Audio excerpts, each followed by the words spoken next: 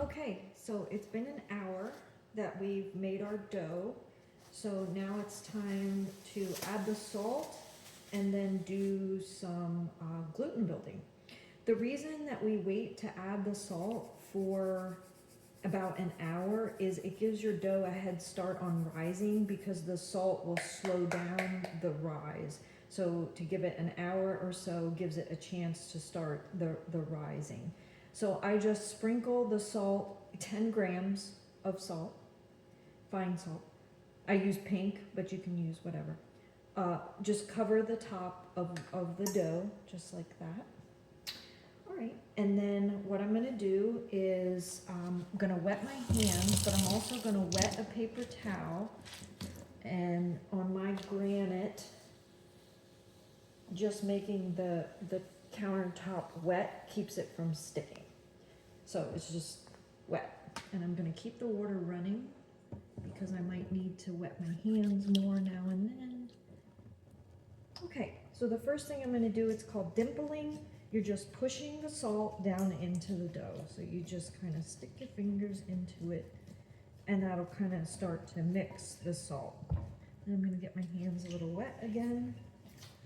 And I like to put a towel under the bowl just so your bowl doesn't scooch around.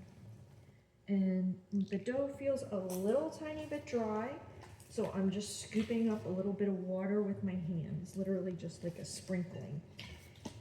As you're mixing the salt in, the dough is going to kind of fall apart a little bit. I'm just adding a little bit more water here. I don't want it sticking to my hands. Almost feels like it's kind of falling apart a little bit. That's okay. It's not super sticky as long as your hands are wet. That's why I just keep, I'm just trying to kind of mix the salt. And you can see it's not really sticking to my hands much because I keep making my hands wet. All right, we're gonna put this out onto here. Move that to the side. Okay, so the reason for this is gluten building. So whatever process in sourdough, this helps the gluten to build up so that your dough rises and holds its shape. So I'm going to slow this down. Slap it, pull it a little, fold it, then grab it from the side. Slap it, pull a little, fold. Pull, fold. Fold. There's any number of ways you'll see on the internet to do it. I just like this one. Shouldn't really stick to your counter.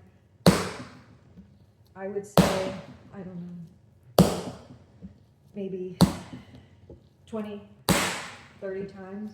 I just do it till my arms get kind of tired. If your hands start to stick, just get a little water. You don't need to hold on to it too long, so that way it won't stick. It's just kind of a quick little process here. Slap, pull, fold.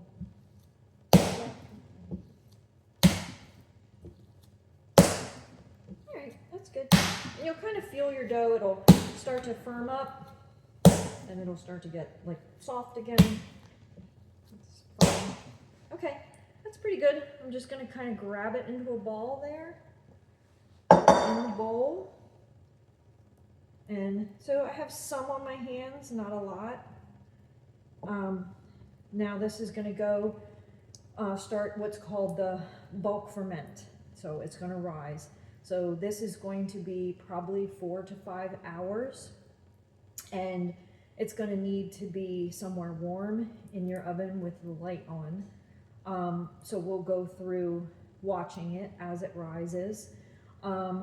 This dough on your hands, you don't want to let that go down your sink, so either put a piece of paper towel over your drain or a paper towel in a colander, and that'll catch the pieces. I have a very, very small sink strainer that will catch the dough pieces because this will clog your drain if you repeatedly put sourdough into your sink. So I'm gonna, once my hands are clean, I'll put the bowl cover on this, And I'm actually gonna pop it into my oven with the light on to get it going.